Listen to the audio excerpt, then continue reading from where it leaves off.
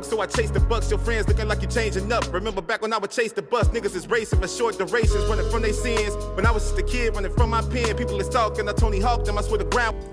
Hey, what's going on everyone? This is your boy AshTheMan and welcome to the video. In this video we're going to be talking about an obvious problem that this Xbox Series S is going to have upon its launch.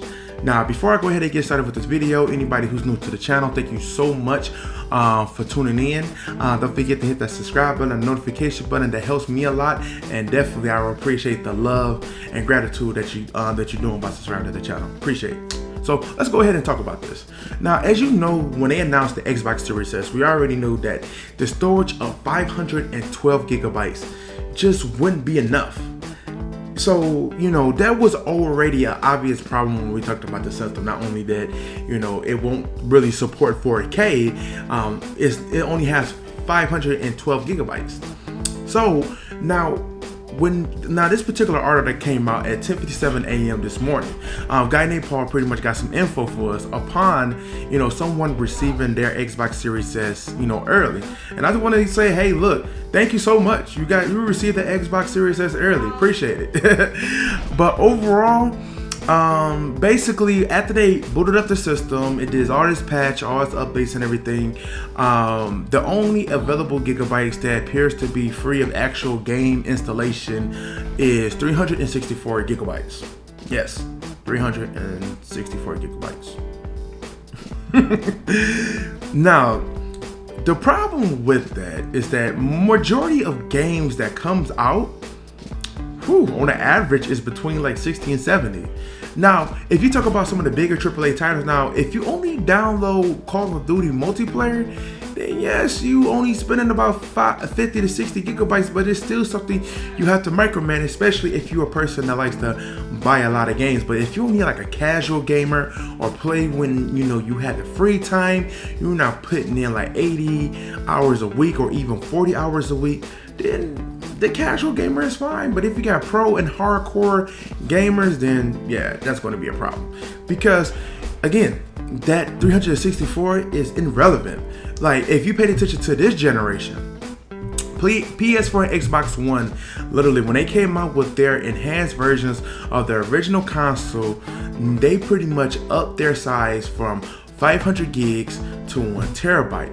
Now, with the PS4, Xbox One, most people now have expandable storage, which me personally, I have a 5 terabyte.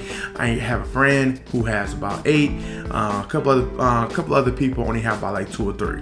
And yeah, you can get an 8 terabyte, but it's not going to max out the whole 8. So just be cautious of that. But nevertheless, let's get back on topic here. Is that the Xbox Series S specs would not have 4K, and now they hoping that with that storage could be a little bit more manageable for the Xbox Series S, in which it's really not, because at the end, you know, you have this game that's only going to be able to have, if you only average maybe games being at 50 to 70, you know, gigs, you can maybe average like 4 to 5 or maybe even 6 AAA games. But you really have to micromanage. Now here comes some solutions. Now, one, Microsoft could get finished with their xCloud service so that it does beat the thing of having a game downloaded. Because with the Game Pass, you still have to download your games. Now, a second thing is you could get an expandable storage, but it won't be SSD. So that means that you will have to re-illustrate or install the games from your storage to the Xbox Series S, and pretty much, you know, kind of like transferring the two.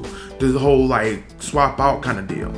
Now, Ryan from IGN did inform that, you know, by you having it on the external drive, the transfer is not that long.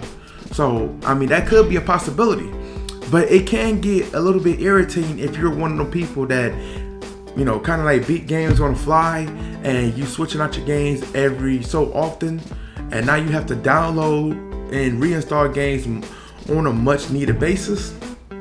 It could get real irritating. So I'm not sure, maybe you want to look into buying that expandable card that Microsoft offered with the SSD that will give it that additional 1 terabyte, but it kind of beats the purpose of trying to buy the Xbox Series S if you're just going to buy the expandable storage. So if you're going to spend the extra $212, you might as well just buy the Series X at this point, and you know, not even deal with the you know, expandable card. But most people, you know, who's trying to save is trying to save. So yeah, that's the thing.